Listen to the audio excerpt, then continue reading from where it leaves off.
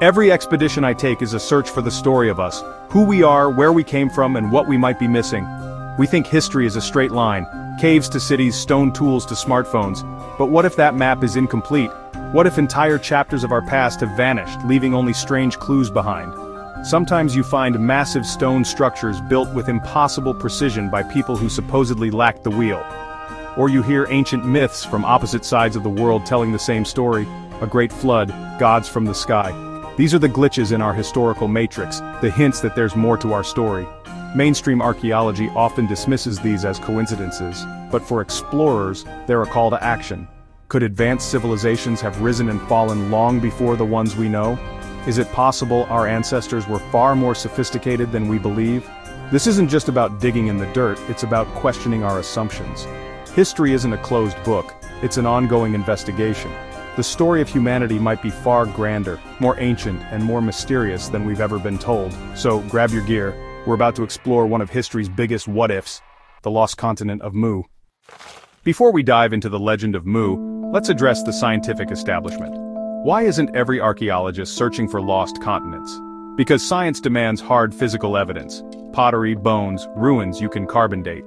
Theories like Mu rely on ancient texts, myths, and architectural similarities, evidence that's hard to verify in a lab. Academia is a fortress. Its rules protect against wild speculation, but they can also shut out revolutionary ideas. When a theory like Mu challenges the timeline, it threatens the foundation of established history. This creates paradigm paralysis, a resistance to anything that doesn't fit the model. Evidence that doesn't fit is often dismissed as pseudoscience. Researchers risk their reputations by chasing sunken continents instead of well-documented sites. It's not a conspiracy, just the nature of institutions to preserve the status quo. So, two conversations emerge: mainstream science demanding hard proof and alternative researchers arguing for a broader definition of evidence. They believe myths, symbols, and ancient structures are data points too. By ignoring this soft evidence, we might be missing a huge piece of the puzzle. The story of Mu lives in this contested space, between rigid methodology and open-minded speculation. So, what is Mu? Legend describes it as a vast continent in the Pacific, home to an advanced civilization tens of thousands of years ago. Mu was said to be a tropical paradise, with sprawling cities, magnificent temples, and millions of people. It was the cradle of all civilization, the source from which all other cultures sprang. The people of Mu were master architects, engineers, and spiritual seekers, living in harmony with nature. Colonists from Mu supposedly spread across the globe, founding the ancient civilizations we know today. The legend ends in catastrophe. Earthquakes and eruptions tore Mu apart, sinking it beneath the Pacific and leaving only scattered survivors. The islands of Polynesia are said to be the last mountain peaks of this lost world. It's a sweeping story that tries to explain the origins of civilization, shared myths, and mysterious ancient skills. And it all comes from one man who claimed to have found the proof. James Churchward, a British-American inventor and adventurer, brought the story of Mu to the modern world. His journey began in India, where he claimed a temple priest showed him ancient tablets, the Naacal tablets, written in a forgotten language.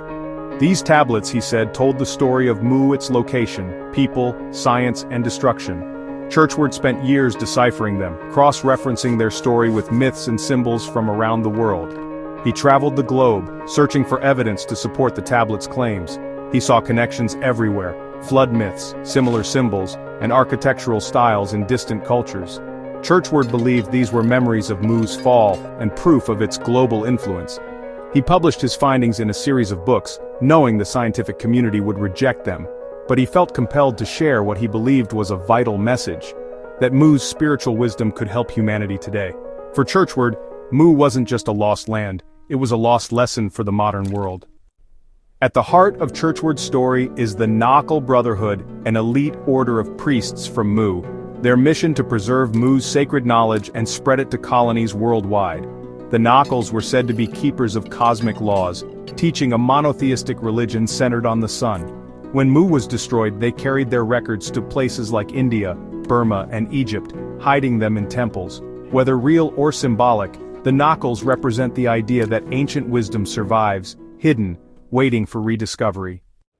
What evidence did Churchward and his followers offer? First, the Naacal tablets, allegedly sun-baked clay tablets with humanity's original language. but no one else has seen them, making verification impossible. Supporters turn to global flood myths, arguing they are fragmented memories of Mu's destruction.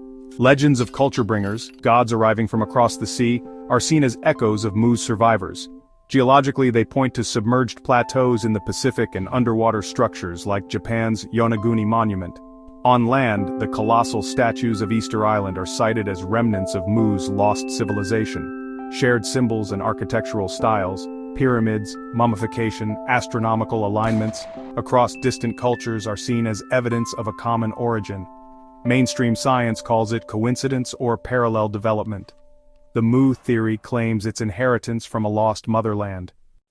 When you look for connections, ancient mysteries start to look like pieces of the same puzzle. Megalithic structures, massive stones in Peru, Lebanon, Egypt, show advanced stonemasonry that challenges our understanding. The precision is astonishing. Stones fit so perfectly you can't slide a paper between them. The Mu theory says this wasn't independent invention but a signature technology taught by Naacal missionaries.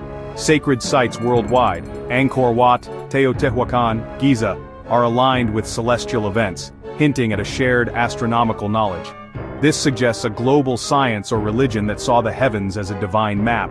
Many ancient societies were ruled by priest-kings, blending spiritual and political power, a model said to come from Mu's own priest-king Ramu. These parallels in architecture, science, and governance are too specific to dismiss as coincidence.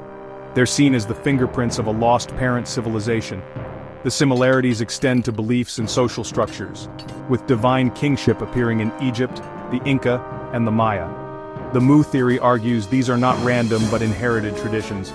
The stones, the symbols, the rulers, all echoes of a forgotten world. Mainstream history offers other explanations, but the Mu hypothesis ties them together in a single narrative. Whether you believe it or not, the connections are intriguing. They invite us to look deeper at the mysteries of our past. According to Churchward, Mu's civilization was built on a profound understanding of the universe. Science and religion were one, a belief in a single, infinite intelligence behind all creation. The Naacal teachings focused on cosmic unity and living in harmony with universal laws. Their creation story described the cosmos emerging from vibrations, not a god making the world in 7 days. The universe was alive, cyclical, and intelligent, a view surprisingly close to some modern physics concepts. Legends suggest Mu's people harnessed natural forces for advanced technology, with echoes in ancient Indian texts describing flying machines and devastating wars. Some believe these are distorted memories of real technological achievements, and warnings about the dangers of misused power.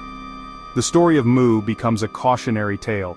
Wisdom must guide technology, or civilization risks repeating the same mistakes. If Mu existed, its greatest legacy would be the ideas and symbols carried by survivors into new civilizations.